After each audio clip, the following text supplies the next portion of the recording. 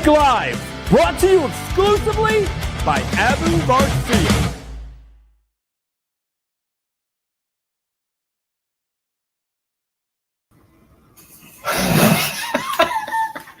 I can't even see with my glasses on anymore. This is getting ridiculous. He's fat fingering all the buttons. My fingers don't work.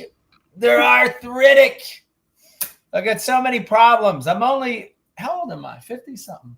53. 53. And I have a lot of problems. Hey, everybody. How you doing tonight? I want to welcome you to a brand new Ike Live at the Bar. I hope you're having a wonderful evening. I know we are. We've got a really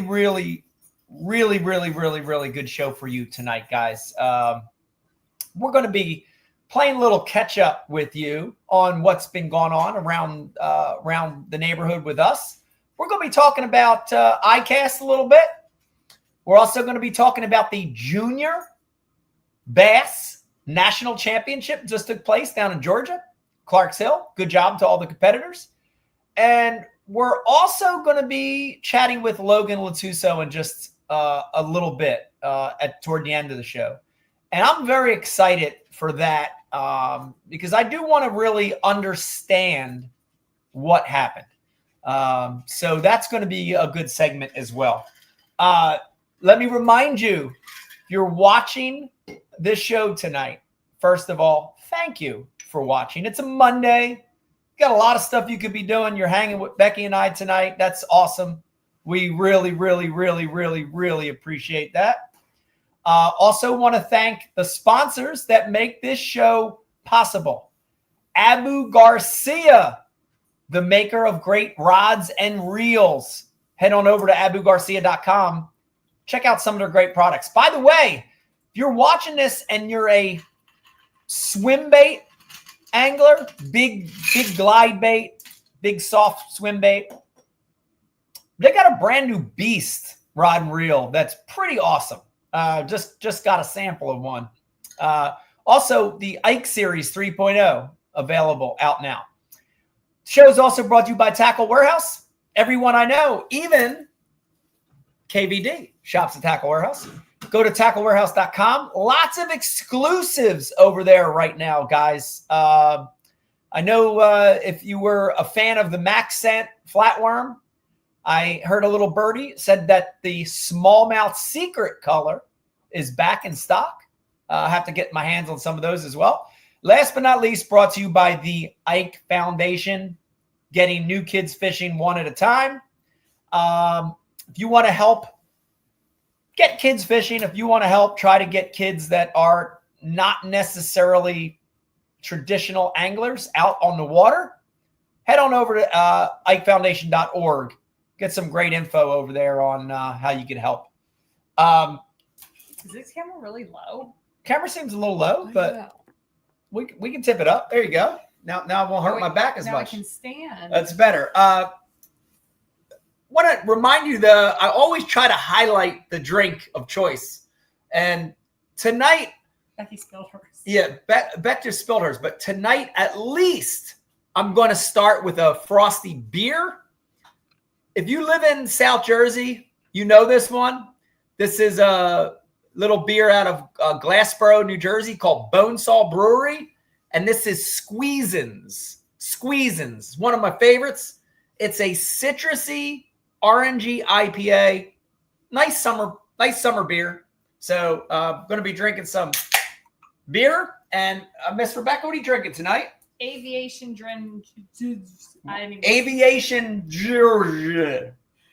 Aviation gin martini. Aviation gin martini for Becky. Not aviation gin. Like it's cocktails called aviation. Oh, it's the cocktail's called aviation. I do not drink that gin. No, she doesn't drink aviation gin. Okay. First of all, cheers, guys. If you're watching out there, appreciate you tuning in. Said, what was the new rod and reel you talked about? The Beast? Oh, yeah. If somebody's asking about the rod and reel, yes. So Abu is launching. I guess it's relatively new or brand new. I should know the answer to that. I don't. It's a Beast combo, and they sent me the rod and the reel. As far as I know, there's a handful of actions. I got the 8-foot heavy with the 200 size reel. Has the oversized handles. I want to say it's like 7.3 to 1. Threw a couple big different glides on it. Spooled it up with 25-pound fluorocarbon and threw a couple different glides on it today, in fact, just testing it. And it feels really, really, really good.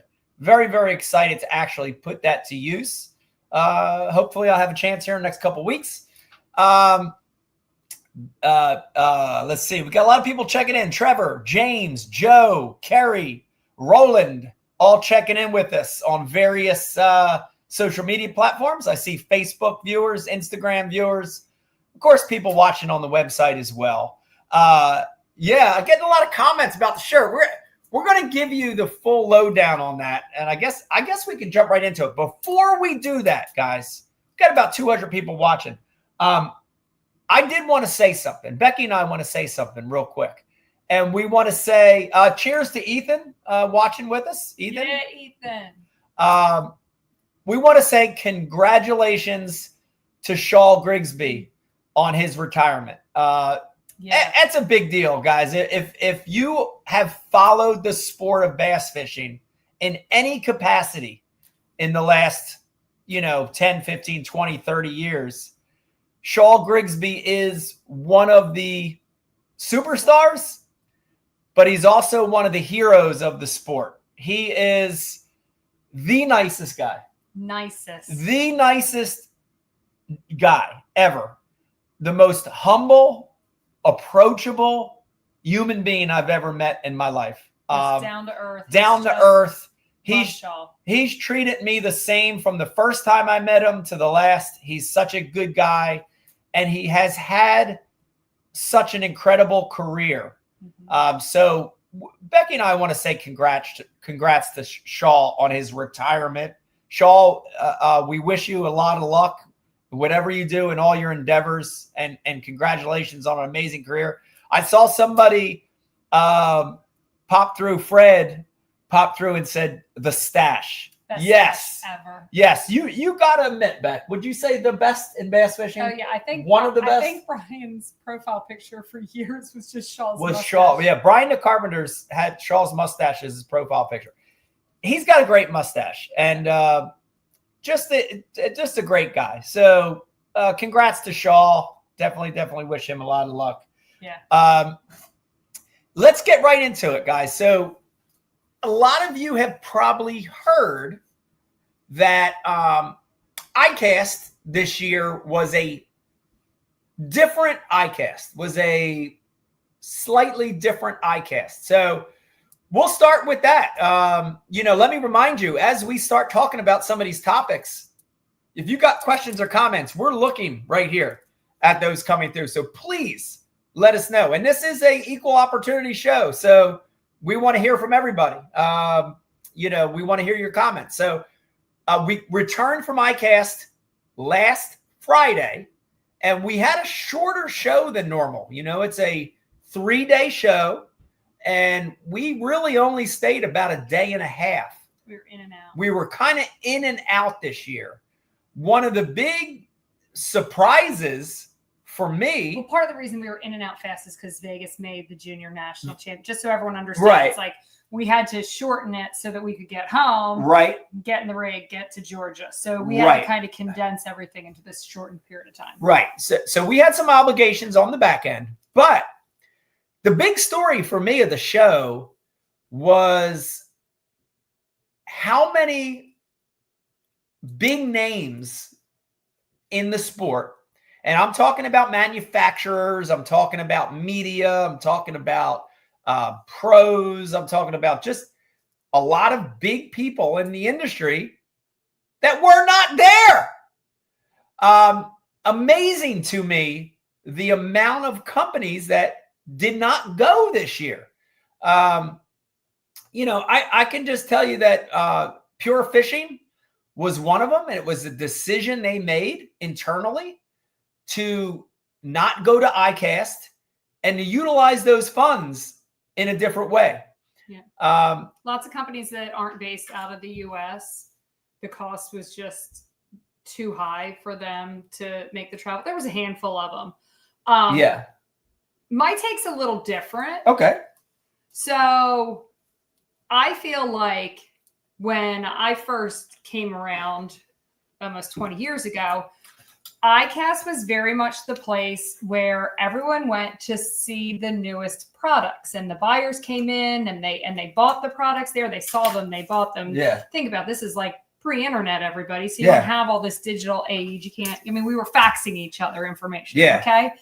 So it was very much like a buyer's market, and the pros were there to just kind of like add that little extra oomph to help that sell. you were associated sell. and you've used the product. You can talk about it a little bit. Okay. Describe the product. So very much like a sales show. Sales show.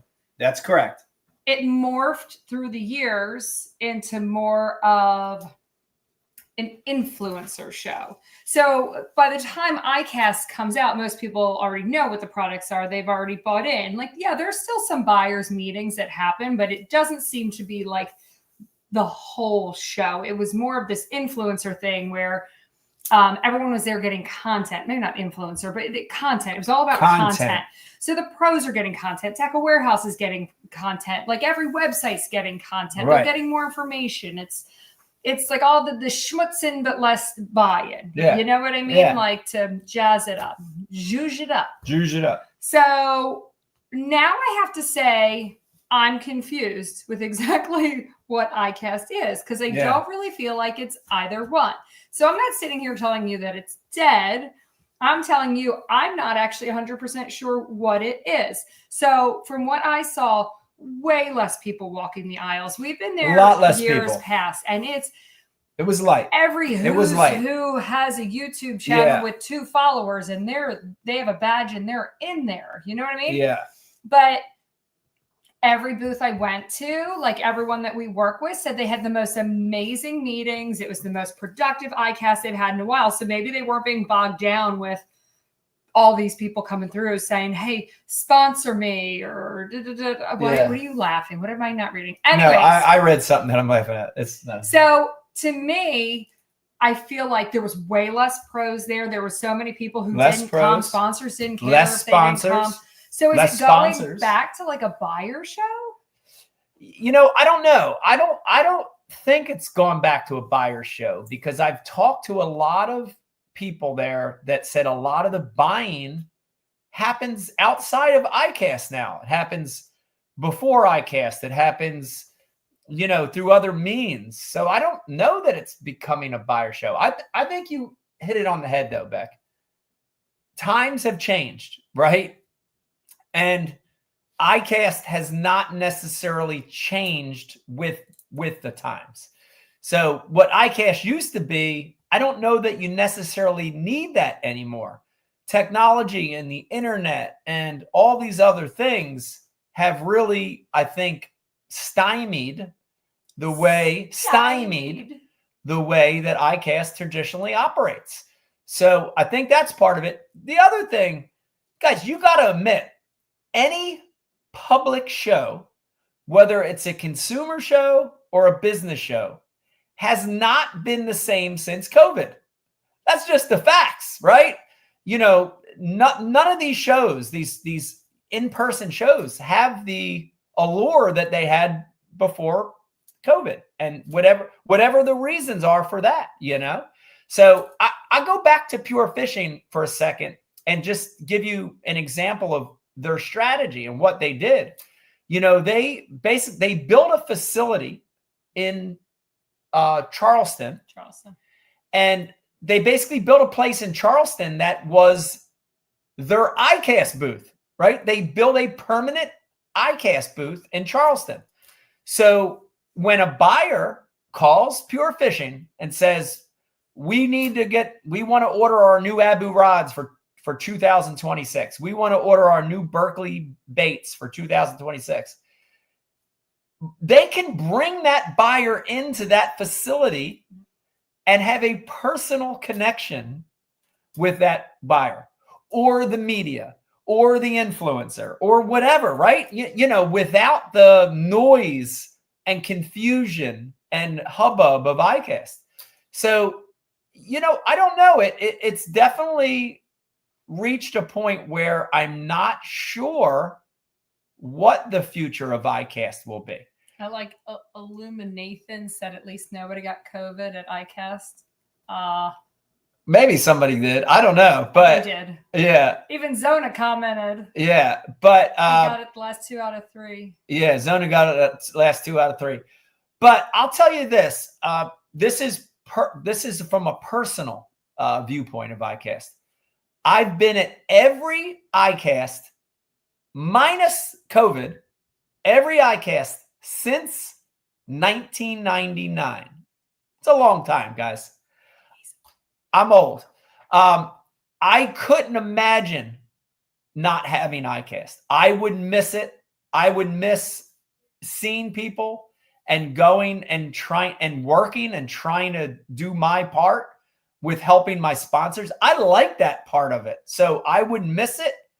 I can definitely tell you that I loved when ICAST went to Las Vegas.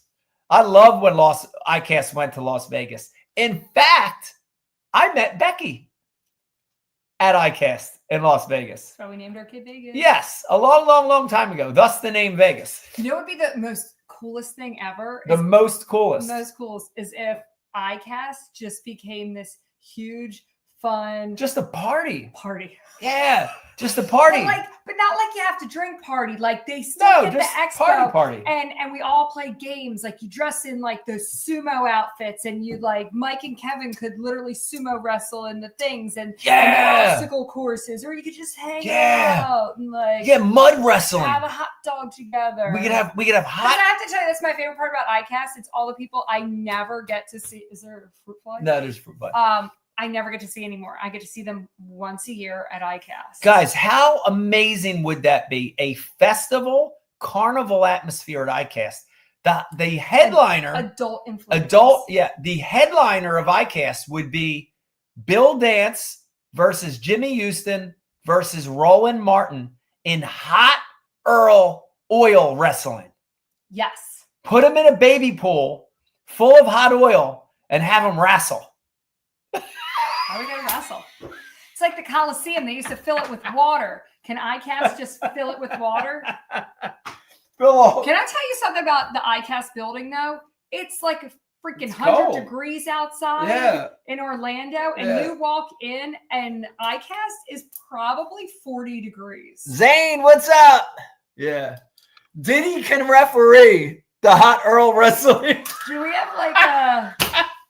We need the Diddy of bass fishing. Yeah, so I don't know. I think we're joking about it, but I think that ICAST needs to adapt somehow. They have to wrestle and gulp. They have to wrestle and gulp. That would smell like shit, but it would be fun. I think ICAST needs to adapt. I think they need to do something new to keep the energy. So. Once again, karaoke. Yeah. Once again, guys, this is just our opinion. Jimmy checking in with us. This is just our opinion. So, again, I love ICAST. I hope it doesn't go away, but definitely a different ICAST this year. I saw back about 20 comments ago, my friend Kevin chimed in and said, the best thing that happened at ICAST 2026 was the KVD. It's 2025. I'm sorry, 2025 was the KVD and presenting the shirt and everything. So I will give you that story real quick, guys. So it was super awesome. We were, I think, working at the Flambeau booth at the time, and Kevin and his wife, Sherry, came up, and they had some kind of surprise for me. And I didn't know what to expect.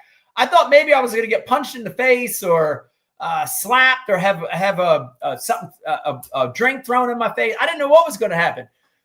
But Kevin presented me this T-shirt. It fits fabulously, by the way.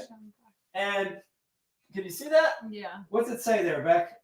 Be part of the community, the Van Damme experience. Yeah.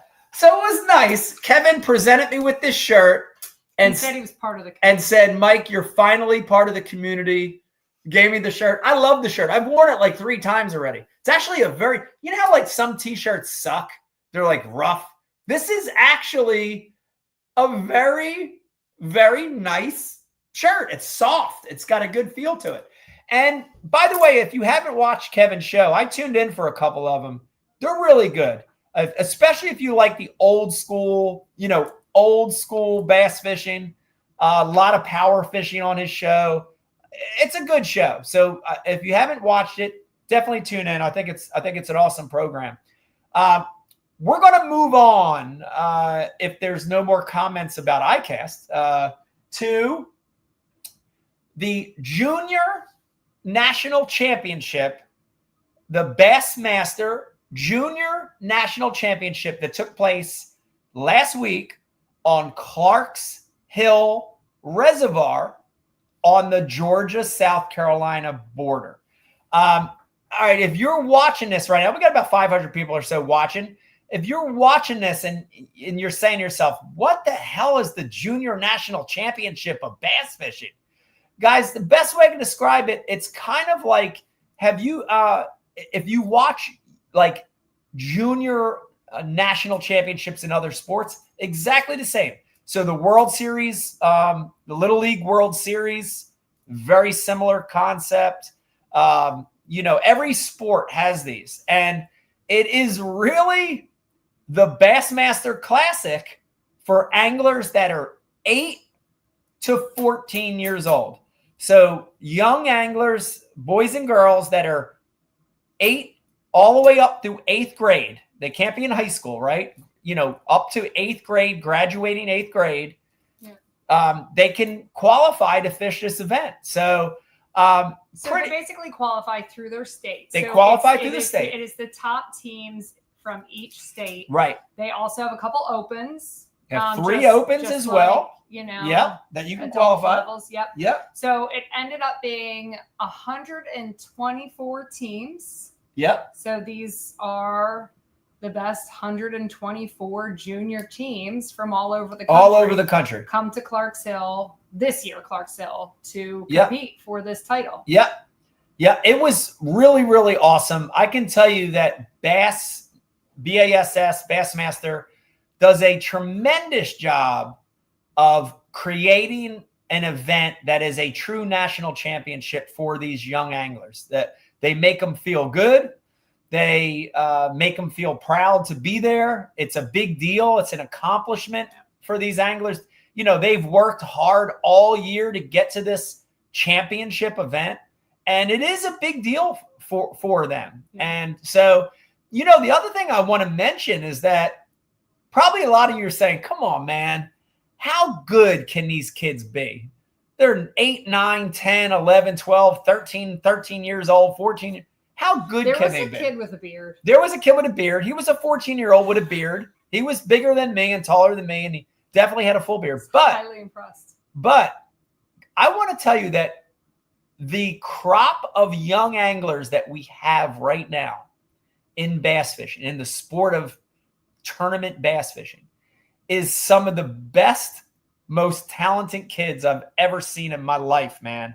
And I'm very observant. Like, I'm watching them in practice. I'm watching them during the event.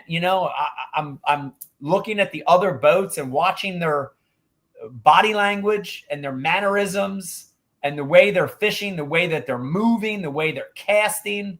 Dude, they are good. They are really, really, really, really good. So they're amazing. But here's the other thing that I love about this event that you don't get at Opens, Elites, any of that. I don't know about high school, but at least for juniors, dude, all these kids are so excited to be there, and they're so excited to meet each other. They like to meet each other. Like, they're there. There's camaraderie. Yeah, they're there to compete, and they're there to try to catch fish. But at the end of the day, they're like super excited to meet other kids from other states. It's so cool. And so many of them follow each other on social media. So this is the first time actually they're face to face. They're like doing the thing. They're like, here's my handle. And they're exchanging information. It's such a cool vibe. I mean, I know from living in New Jersey, Vegas doesn't have a ton of like uber fish head friends. They're very spread out. So I think it's fun for them to find more kids with the same passion and energy towards fishing. I would agree. That's a fun part of it. It reminds me a lot of if we've got any kayak anglers watching, there is that sense of community and camaraderie Yeah. more so in kayak tournaments, and it felt more like that. Yeah. And shout out to Glenn. Shout out to Glenn. He shout out runs to this Glenn. whole thing, the youth and Does the a high school, and he tremendous does an job. Awesome job. Tremendous job, Glenn. And I talk about the conditions real quick. Obviously, guys, hot.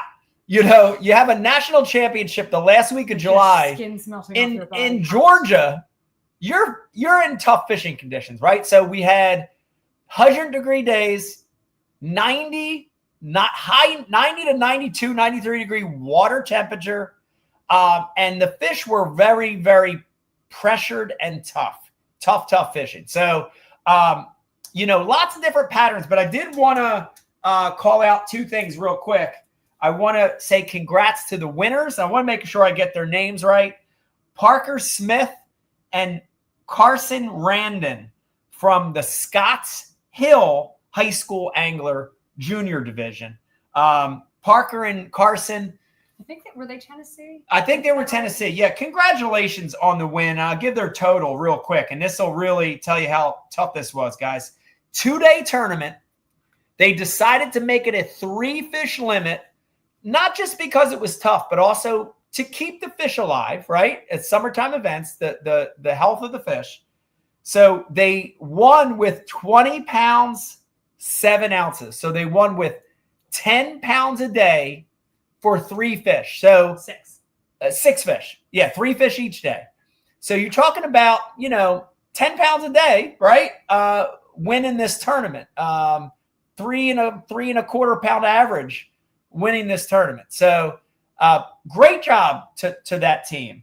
I do also, of course, we want to shout out our son and his partner representing New Jersey. So our son Vegas, the Hammer, and his partner Wally Peer. And they were definitely a fun team to watch. Definitely different styles, different ways to fish, but they worked great together. And here's the thing that I leave with in my mind that I told them in the beginning, like, learn something, have fun, make those your goals, right? But guys, they embodied the spirit of never give up more than I've ever seen, anybody ever do it, even me.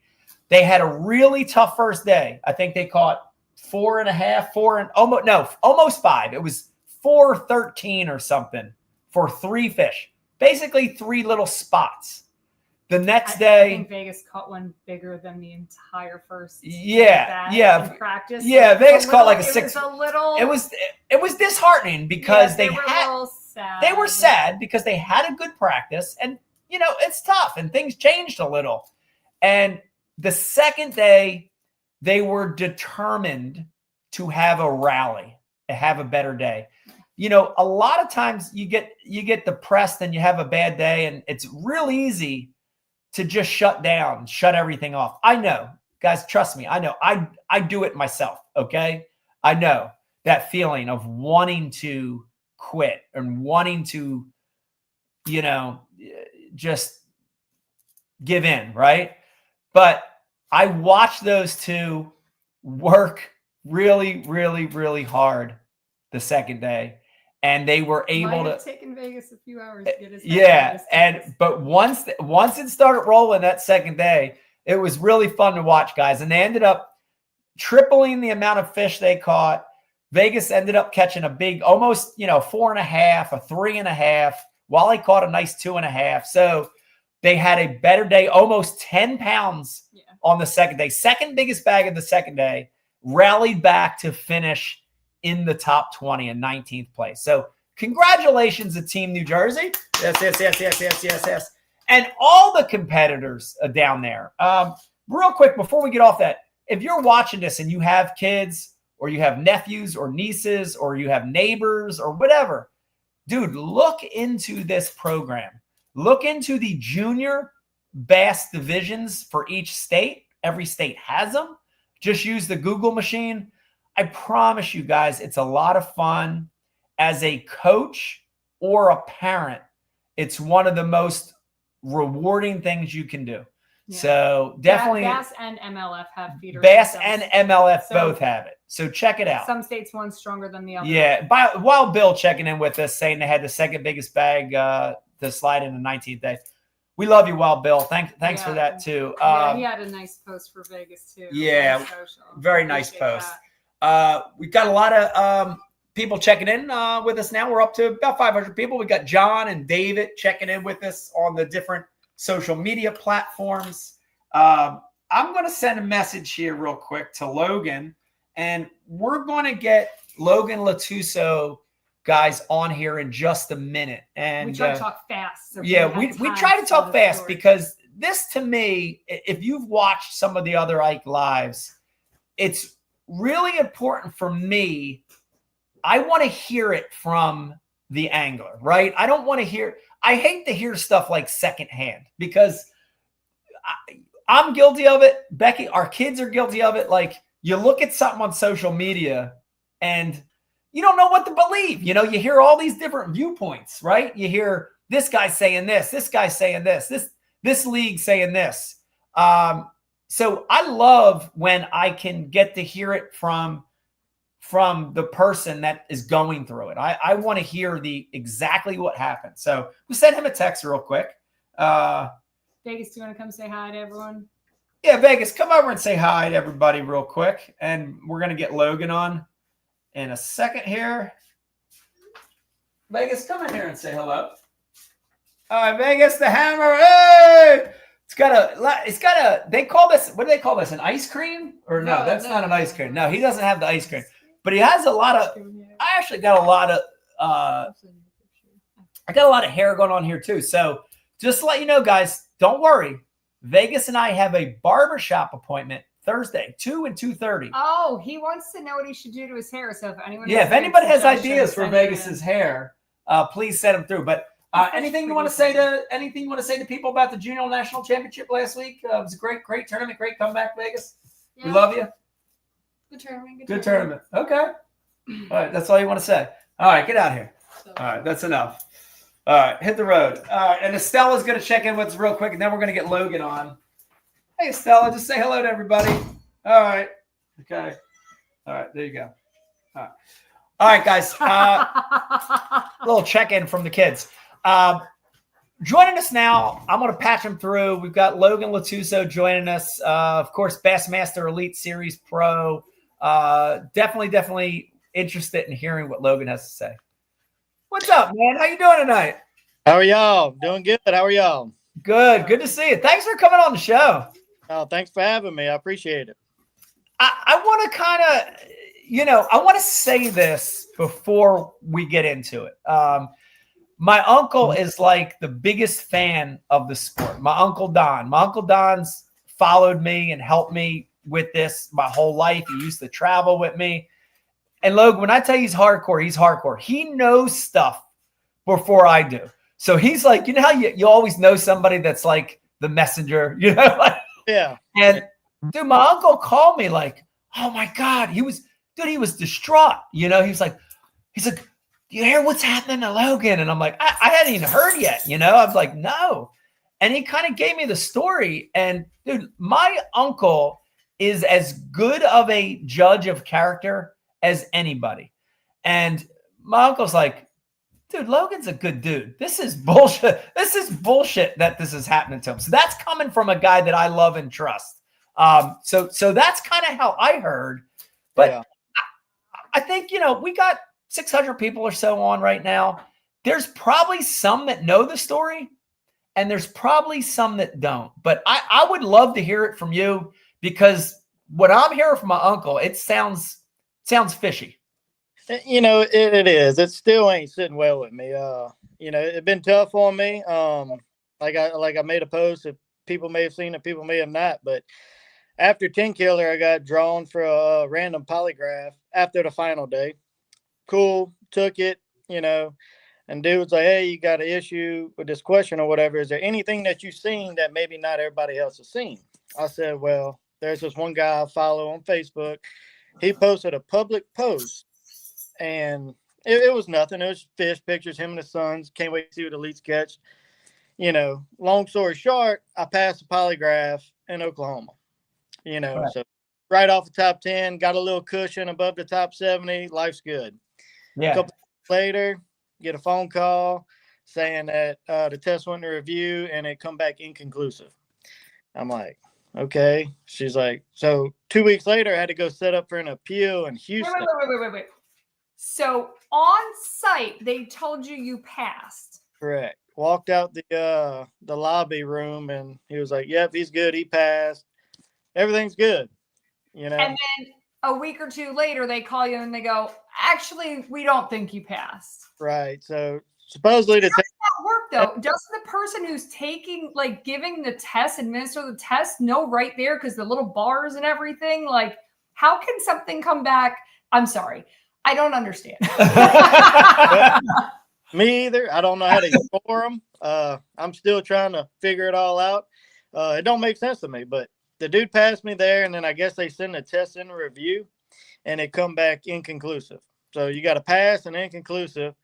So 2 weeks later, I got to go to Houston. So for 2 weeks, all I'm thinking about is what could you have done wrong? You know, like everything racing through your mind. You know, your career is on the line, your dream, everything else is on the line. Right. I go there. I could have stayed home. That dude, I mean, he failed me before he even walked in the door, it felt like. Right. So then I get a phone call saying I was DQ'd for failing the appeal. And I brought it to their attention. Well, I passed in the state that the tournament was at, you know, in Oklahoma right after the event. Why did it go further than there? And Right. So 3 different people looked at one test result, and we got 3 different answers. Wow. Made a couple phone calls, like, this don't seem right with me. Like, something could be done about it, right? Made a couple phone calls. Some people set up some meetings. Come back that the first dude that passed me, he made a mistake. Which, how is that possible? No idea. I don't know how they score them, but I had to hear that from other people, you know. And it, to me, nothing still is not making sense. Like It's not making sense at all, as you're telling me right now. so, I'm kind of baffled. And like I told my family, anybody, you, everybody, if I would have made a mistake, own up to it. You know, you live and grow from it. Yeah.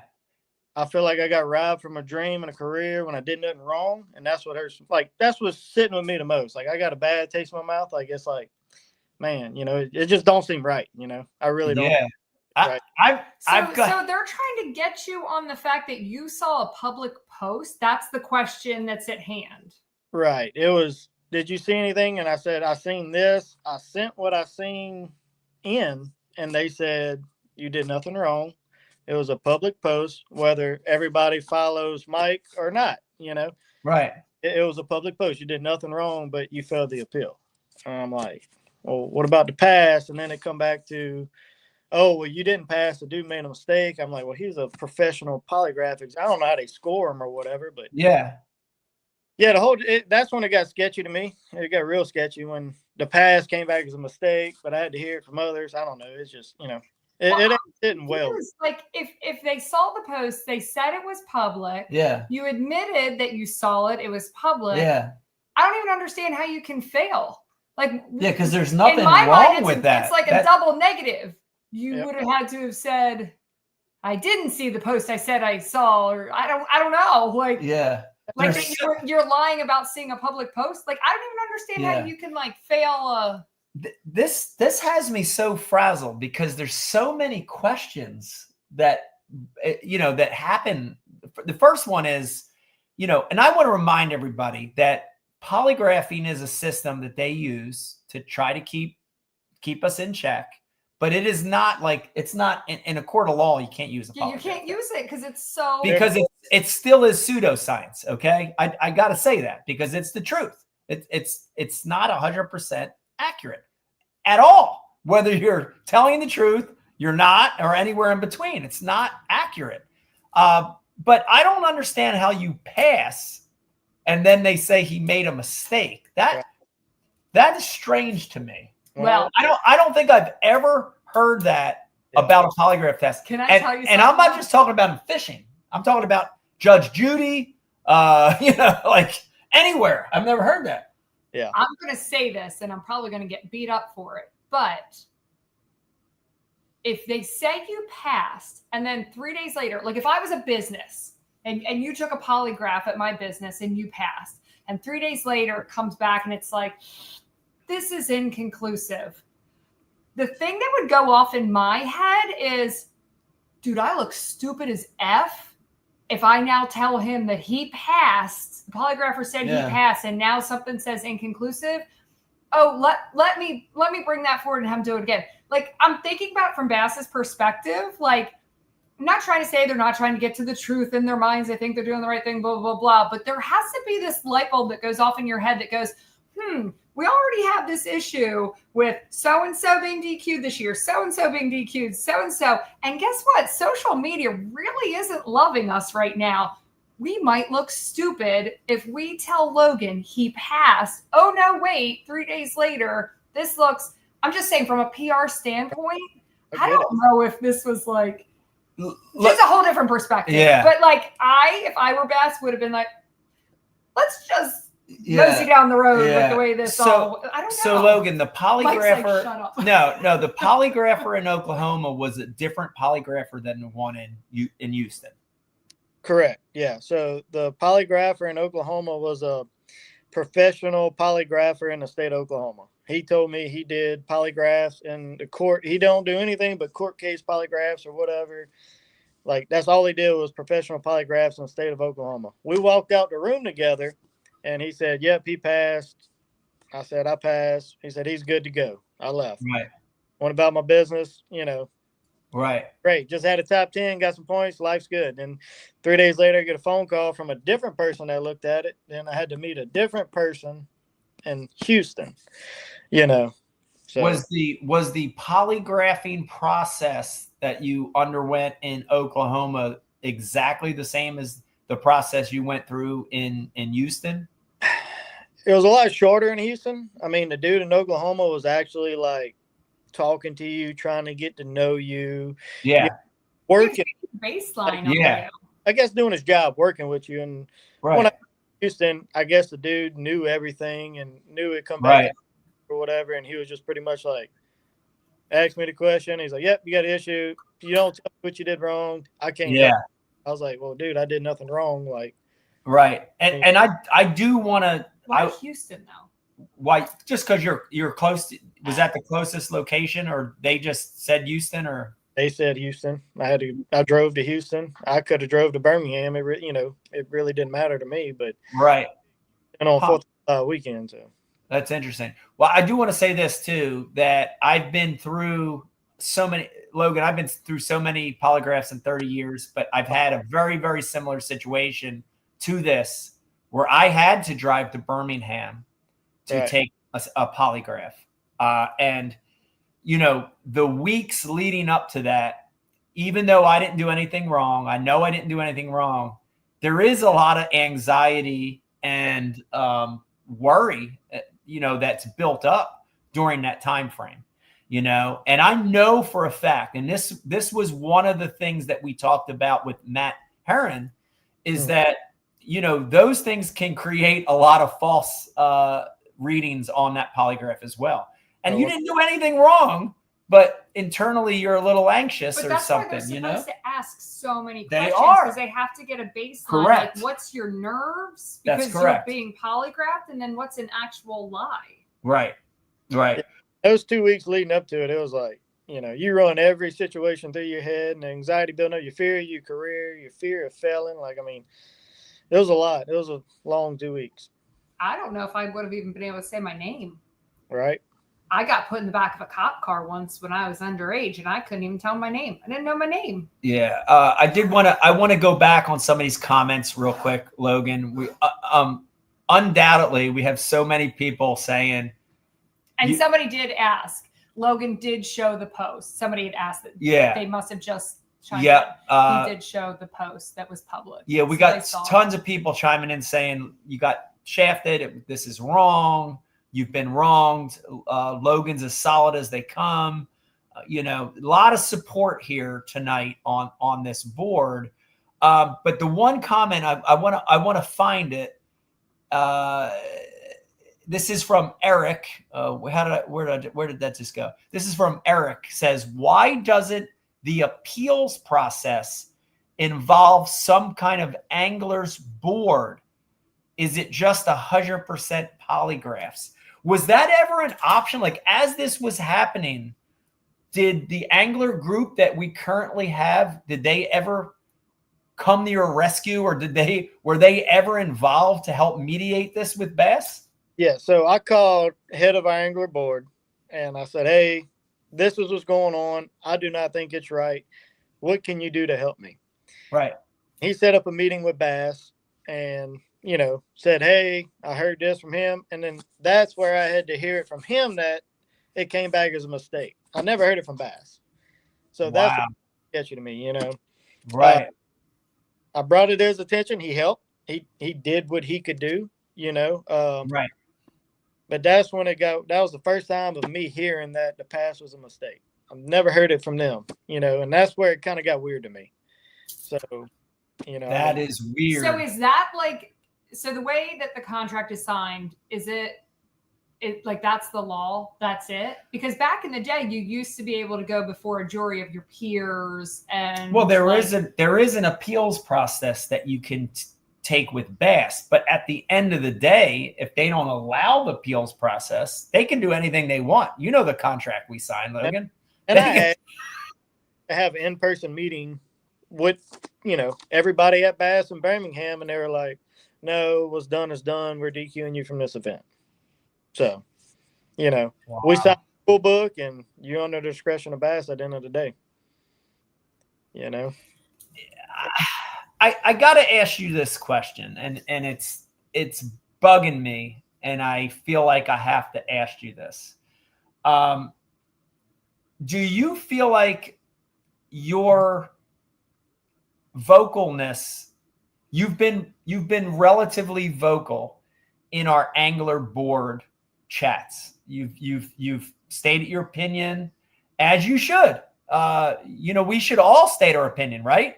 This is a group of professional anglers. We're operating as a body of anglers, professional anglers. We should state our opinion. But you've been very vocal in a lot of those conversations. I said this early on in one of the messages that went back and forth. I don't know if you remember this, but I said, I was kind of like tongue in cheek. I said that anything that gets put on here, that it's going to go back to Bass, at upper management of Bass. And it does, it does, right? 100%. There is someone there.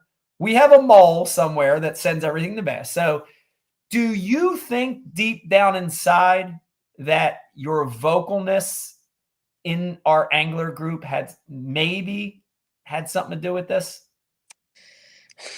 It's hard to say, part of me says, yeah, part of me says no, it's kind of, 6 one way, half a dozen other, whatever way you look at it, Yeah. It's hard to say, but yeah, I kind of see it. Yeah. Yeah. I mean, that to me was kind of one of the first things that I thought of, like, is this punishment, or is this retaliation, or, because just the other things aren't lining up to me. It just doesn't make sense. Well, Man, who else did to go through this? He's one of the most vocal people. Right. Yeah. Right. Yeah. And again, like, there's never been an air around you, Logan. Like, we've had anglers in the past, and we have anglers fishing this league, other leagues, that have a cloud that follow them, whether it's right or wrong, right? There's a cloud following them. You have never had a cloud. You haven't even had a dewdrop over your head. You're straight. You're from Louisiana, goddammit. You're straight. You're straight as they come, That's what makes this even more shocking for me, And the way the rules are, they're real gray, it. I could look at it this way and be like, the fear to fail, worry wart, and then somebody could look at it and be like, I didn't kill him, the bullet did. There's 2 different ways people look at this. Right. Everybody's different, but do I think it could have been handled in a different way? Yeah. You know, Yeah. do they handle it right? No, you know, but Yeah. that's me, you know. Yeah. It's still just a really, really strange story. One where kind of things don't add up perfectly. So I guess two things. I guess, is this totally a done thing? Is there anything else that can be done? Any other secondary appeal process or anything like that? Or is that it? No, I tried. Pretty much what's done's done. Their mind's made up. It don't matter how many phone calls I make, who I talk to. I mean, I could have a meeting with the president tomorrow, and what's done is done. They're not changing their mind. They're set in stone on it. So, right, this whole situation is done to them. Yeah. Yeah. And then I guess the second question is, where does this leave you, Logan? Like what's your mindset now on, the future, the next couple events, the rest of the year, next year? Like what's going to happen? So I mean, man, I got charged with a fine for failing to appeal. And if you don't pay the fine, you can't fish the next event. Well, I called all my sponsors, talked to everybody, family, friends, sponsors. They were real supportive. I thank every single one of them. And I said, man, if I pay this fine, I'm admitting to something I didn't do. And that's what sat with me the longest. If I paid it fine, I'm admitting to something I didn't do. And I don't want to do that. And after talking with everybody, I had some sponsors step up. They said, hey, we want you to finish a year. They paid the fine. So I'm gonna give it a finish a year. I think I did the math. I need like 2 top 30s. It's doable to requalify. And if I do it, I think it'd be like good for me. But at the end of the year, we'll have to just decide where we go from there. Yeah. It just got a bad taste in my mouth right now. Yeah. I can imagine.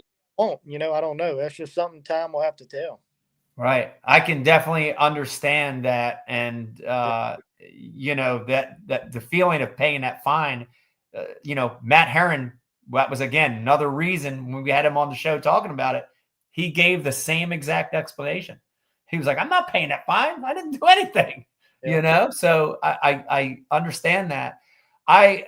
Man, Logan, I want you to do so good in these next 2 events. Oh, I do. Trust me. I'd love to go win both of them just to,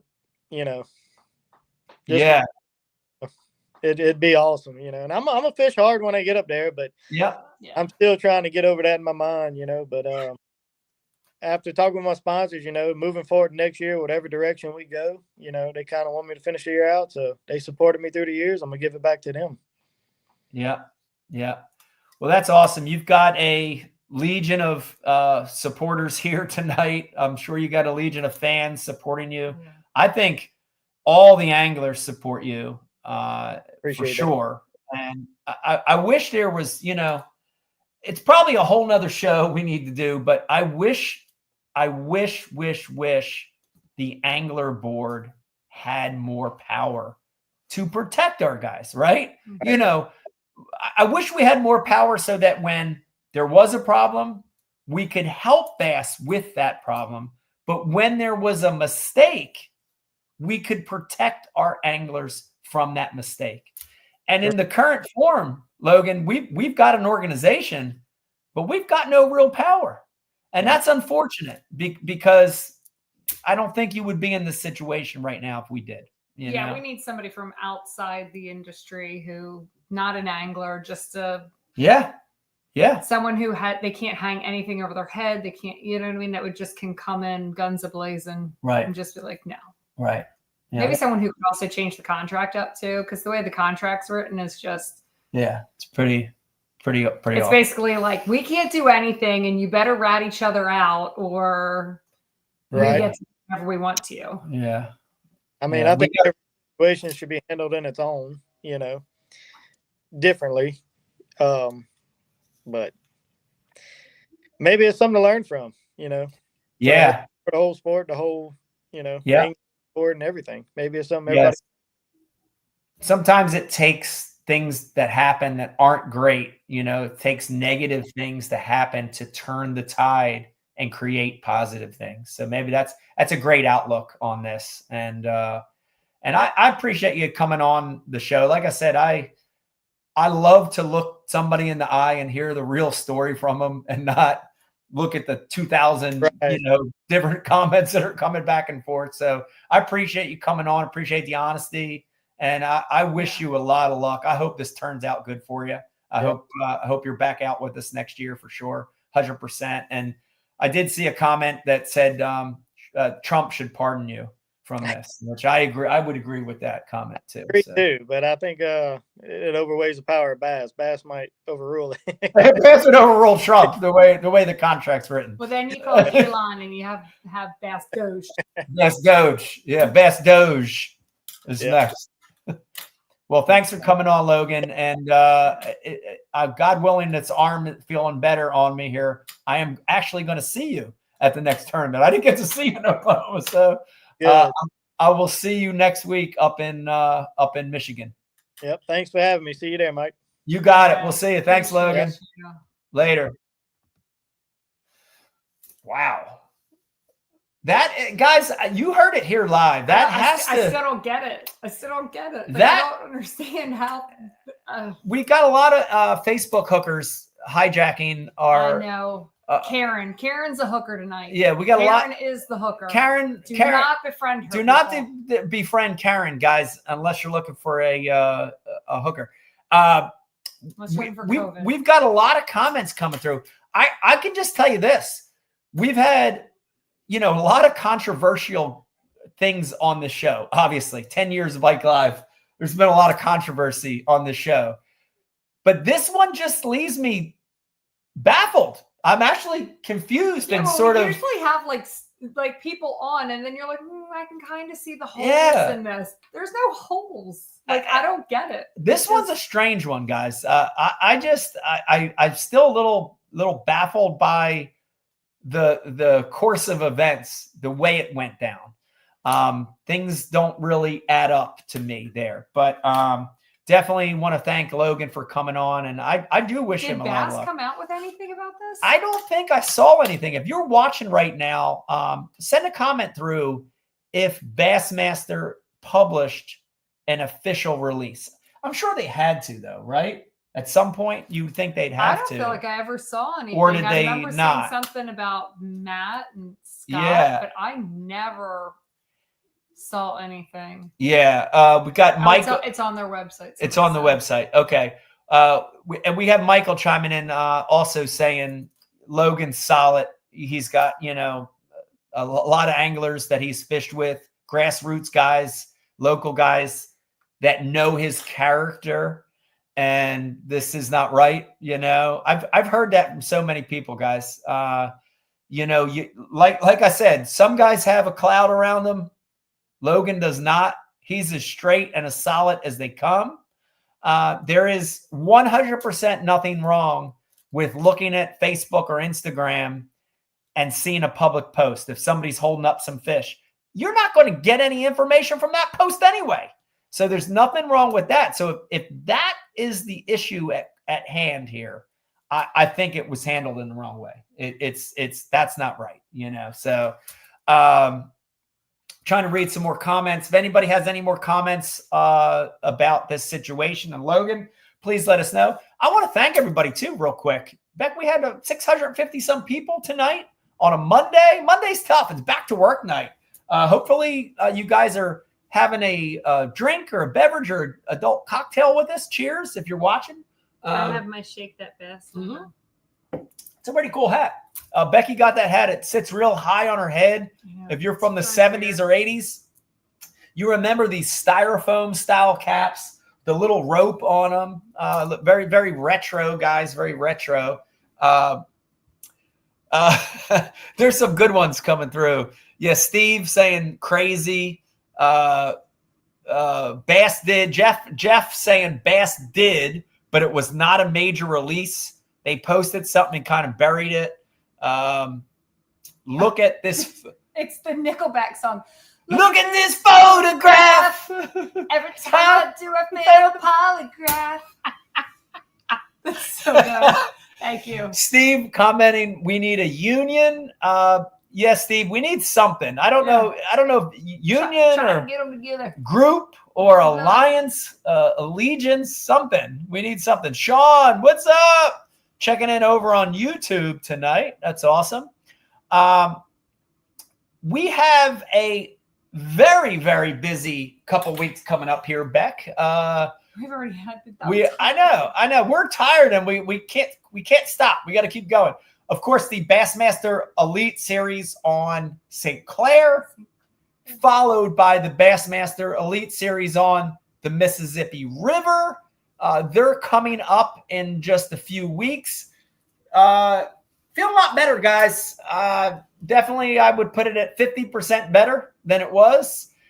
We'll be fishing the last two events. I 100% will be fishing the last two events. So very, very much looking forward to finishing out the year strong. Had a lot of comments and support and people giving me ideas about what to do. Thank you guys for all that. Makes me feel really nice. It gives me a good feeling that people care and they're worried about me. So thank you guys for tuning in to that. Last but not least, and I do want to end the night with this. Want to get your guys' opinion on the 2026 Bassmaster Elite schedule just published. You want to bring that up, Beck, or you want me to bring it up? Interesting schedule, I thought. It actually came out during the junior national tournament, so I didn't focus on it really hard. It was one of those things where I was kind of like, it looks pretty good. Oh my God, I just got this random thought because somebody said I'm putting on my fantasy team. Yeah. I should have a fantasy team for who will be polygraphed and fail next.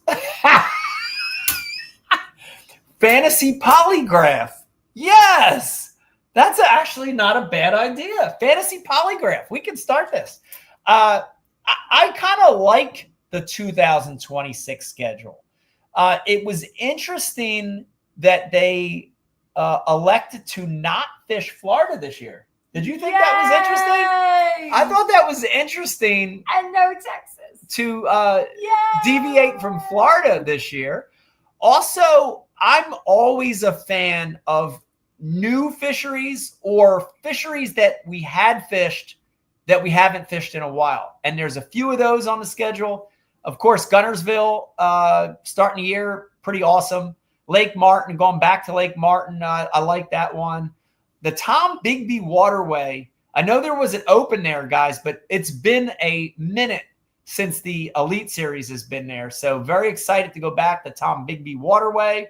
Going back up north, I like being in upstate New York at the end of the year. Out of Clayton, I like that. Out of Clayton, Thousand Islands, as good as it gets. Thought it was a good schedule, guys. I'll be honest. I'm except for that Albemarle Sound again. Albemarle Sound. Deal.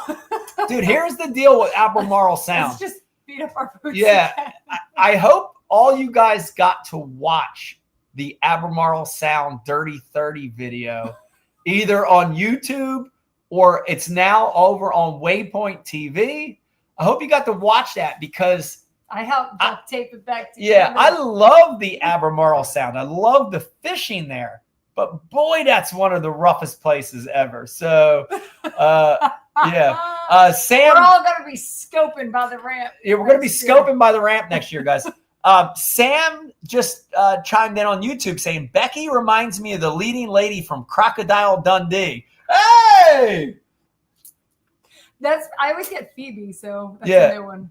Gloy, live. Want to hang on my boomerang. Yeah, but she wasn't Australian. Oh, no, but he was. The guy was Australian. That did not sound like Crocodile Dundee. I'm trying to do my best Carl Jochimson right now. I can't do it. Yeah, bring 2 boats for the Albemarle Sound from KP.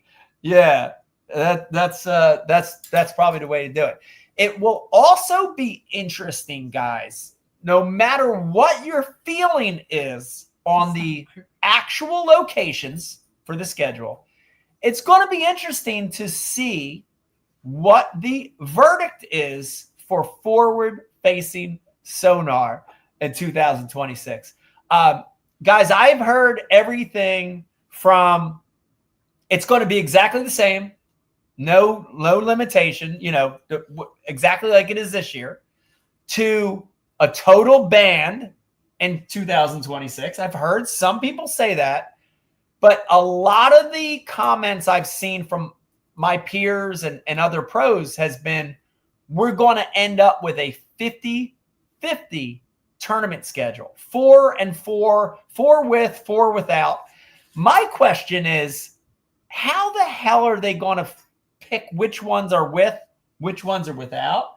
And how are they going to police this when the guys Bass can't get marshals anymore? Half of these tournaments, we got like 30 or 40 marshals out of 110 boats. And everybody fails a polygraph. Everybody fails a polygraph. How the hell are they going to police guys not using forward-facing sonar?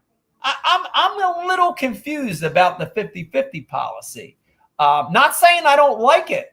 Michael said, if it goes 50-50, think it'll be random, or will Bass pick? Bass will totally pick. I think Bass will pick. I think Bass will try to put forward-facing tournaments on ones that don't seem logical for forward-facing and try to take it away for ones where it's a shoe-in. That's my opinion. Chris said that I'm going to police it. You know what I would do? Chris is going to police it. Anyone who's out of line? FFS police. I have always wanted to taser someone. You taser the guy. That would be the most glorious. Could you imagine? Okay, all the police officers here are like, no, she's like insane. She don't want to be tasered. But if you've ever had that moment where your temper is flared and you don't want to actually hurt someone, haven't you ever wished you just had a taser to be like, this is exactly, or mace. Mace him or taser him? No, I don't want to mace him. Oh, okay. I just electrically want to shock. Beck will be the FFS police next year. She's going to shock the shit out of you if you're caught using your forward facing. I bet you she would want to. Becky and Trey. Trey, you want to tase people with me? Come on. Oh my gosh. We would have so much fun. Little do y'all know, there's a handful of other wives. They keep a little bit quieter than us too, but I bet you they would tase some people too. Tasers. Forward-facing sonar, tasers, and mace. It feels so good. We're going to totally rearrange the sport. Guys, if you're getting bored with forward-facing. Collars. Oh, that's so much easier. Yeah, shock collars. You just hit the remote. Everybody's got to wear a collar or a bracelet. And if you're caught using your forward-facing, we instantly shock But you have to wear the bracelet on like the hand that you're holding your rod, or like, well, I got to think about that. The one that you reel with, or the one that you're holding the rod to? The one you hold the rod with, because the electricity will actually transmit through the graphite. And the line will float, and the rod will burst into flames on the end. You want to talk about shaking a minnow? That'll shake a minnow. You might actually catch a fish. Yeah, you want to shake a minnow? I'll show you how to shake a minnow. I'll shock your ass. Oh, excuse me. I'll shock your butt. Booty. I'll shock your booty. All right, I think we're getting a little overboard, guys, as usual. It always happens at the end of the show. I don't know if it's hysteria or the alcohol kicking in. Chris is right, though. This would be good for ratings. It would be great for ratings. Yeah, you guys are getting bored watching someone's butt the whole time. Let's shock the crap out of these guys, I think it would be good TV, for sure. It'd make for great TV. In the background, I'm going to play music, and I'm going to see if I can tase them to, like, the beat of the music. Yeah. Come on, Quincy. You want to come up here? You want to say hi to everybody? Come on. Come on, Quincy. Come on, Quince. You want to come up and say hello? We finally got it. There's a Quincy dog. There's one. There's the little one. There's a Quincy dog. The little one. You want to come up, Nate? These are our beasts. Quincy, Oh, Quincy the Black Pyrenees. I can't even lift her up. I didn't realize she's like 50 pounds. I got a bad arm. I can't do that. Want to thank you guys for tuning in tonight. Very, very fun show again, as usual. We love these Ike Lives at the bar. Becky and I love them. We feel like we're hanging out with you guys. So thank you for the comments. Thank you for checking in. Thank you for hanging with us on a Monday. Definitely want to thank Logan Latuso for joining in and giving us the real scoop. Thank you, Logan. Giving us the real scoop of what happened. We appreciate that. Also want to thank our sponsors. Of course, Abu Garcia, the maker of great rods and reels. head on over to abugarcia.com. Also, the Ike Series 3.0 officially out, rods and reels. Also want to thank Tackle Warehouse. Guys, lots and lots and lots of exclusive colors over at Tackle Warehouse. You can't get them anywhere else. Go to tacklewarehouse.com. Check those out. Last but not least, the Ike Foundation.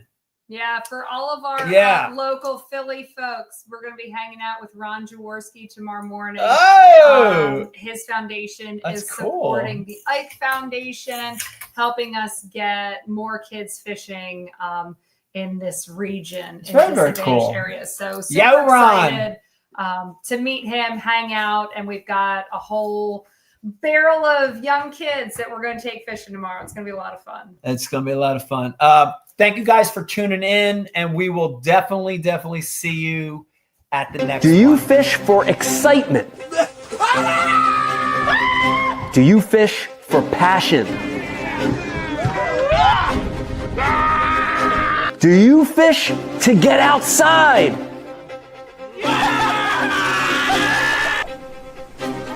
Or do you fish to win?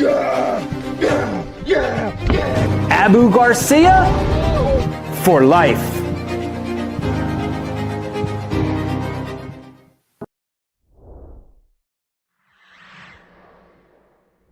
You guys know I'm a power junkie, not just on cranking, but on my trolling motor batteries.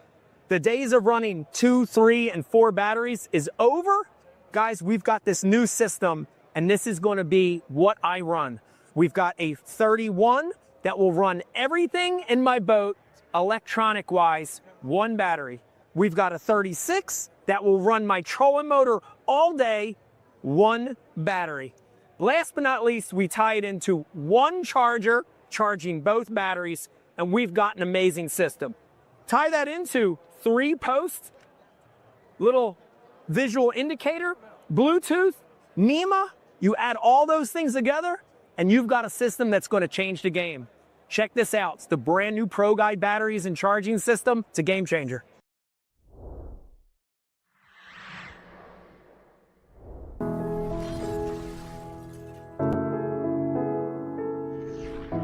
You know, right now where we're standing, we're in Camden, New Jersey. Yeah. Philadelphia is right there. This is the concrete jungle. And, you know, a lot of those kids, as they grow up, they don't fish. It's interesting because they're surrounded by water. You know, the Delaware River, the Schuylkill, ponds, city park lakes. But they don't have the influence to cast, to fish, to have a rod and reel. And that became our focus, you know, is to target kids in what we call non-traditional areas, you know, urban areas, city centers, where the population's high, and let these kids have an experience. You know, it's amazing. I mean, some of the experiences we've had, whether it's Central Park in New York City, here in Camden, other parts of the country, even just casting. Yeah. It's unbelievable to see it, isn't it? Yes. It's unbelievable. Yes. And you know, you see these kids have this experience they've never had, and they light up, you know? The big thing, I think, for the Ike Foundation is we're not saying we want all these kids to become professional anglers. Yeah. It'd be great if some of them did, but we want them to have that fishing experience because it ties them to so many other positive things. The outdoors, nature, conservation. Ecology, you know, all these amazing things in life that maybe they wouldn't have been exposed to any other way. We're trying to help with that. So it's important. It's important for us. Yeah. We're proud of it.